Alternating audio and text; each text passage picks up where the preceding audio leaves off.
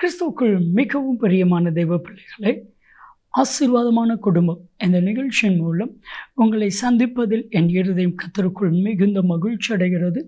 உங்கள் எல்லாரையுமே இயேசு கிறிஸ்துவின் இன்பை நாமத்தினாலும் கிராஸ் டிவி ஊழியங்கள் சார்பாக என் அன்பின் வாழ்த்துக்கள்.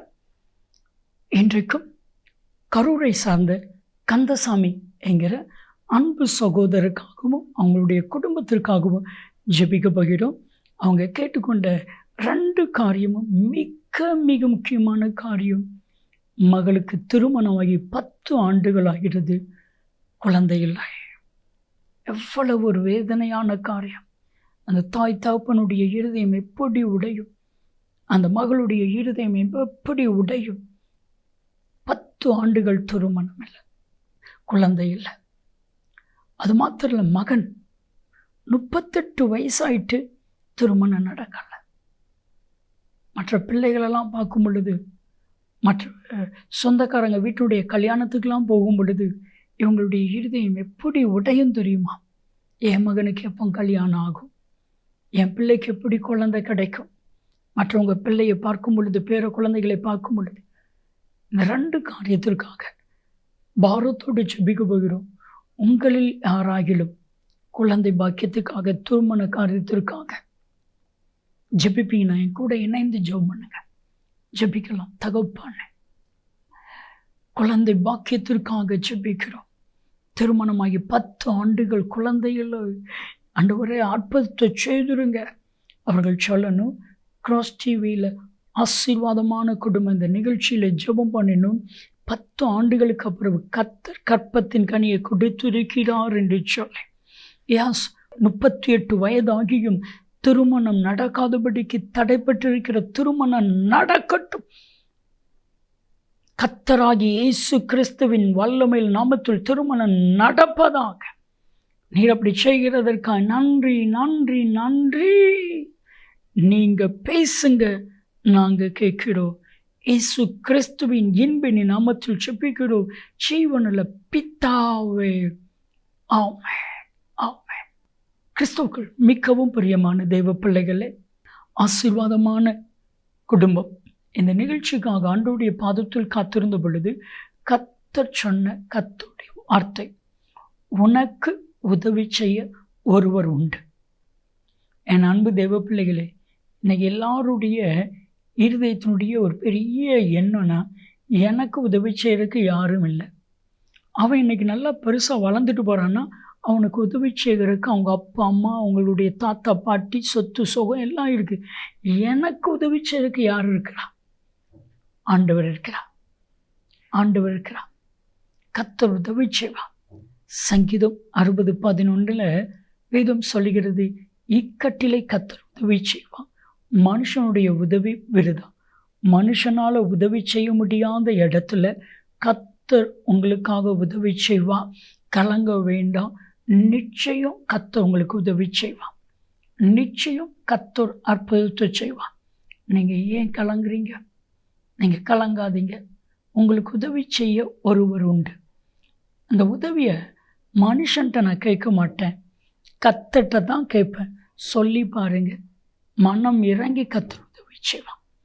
எந்த பிரச்சனையாக இருந்தாலும் சரி, எந்த சூழ்நிலையாக இருந்தாலும் சரி, உங்கள் வாழ்க்கையில் உதவி செய்வான். நான் ஒரு காரியம் சொல்லட்டுமா? உங்களுடைய வாழ்க்கையில், உங்கள் பிள்ளைகளுடைய வாழ்க்கையில், உங்கள் குடும்பத்தில் இருக்கிற எல்லா பிசாசின் போராட்டத்தில் ஆண்டவரே எனக்கு உதவி செய்யும் கேளுங்க, நிச்சயம் கர்த்தர் உதவி செய்வான்.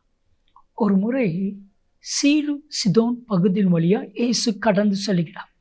இதை கேள்விப்பட்ட அந்த பகுதியில் குடியிருக்கிற ஒரு கானானிய தாயார் இயேசுவிடத்தில் வந்து உதவி கேட்குறாங்க.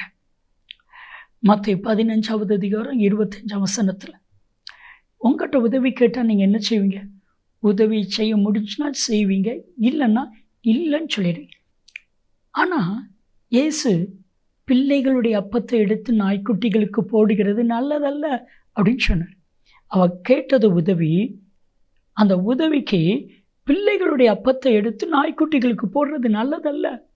நீ உதவி கேட்குற, நான் பிள்ளைகளுக்கு வச்சிருக்கிறேன், அதை நாய்க்குட்டி நாயை உனக்கு கொடுக்கறதுக்கு முடியாது. ஒருவேளை ஆண்டவர் அவளை அவமானப்படுத்துகிறாரோ? அவளை காயப்படுத்துகிறாரோ, அவளை கஷ்டப்படுத்துகிறாரோ இல்லை, அவட்ட விசுவாசத்தை தான் எதிர்பார்க்கிறார்.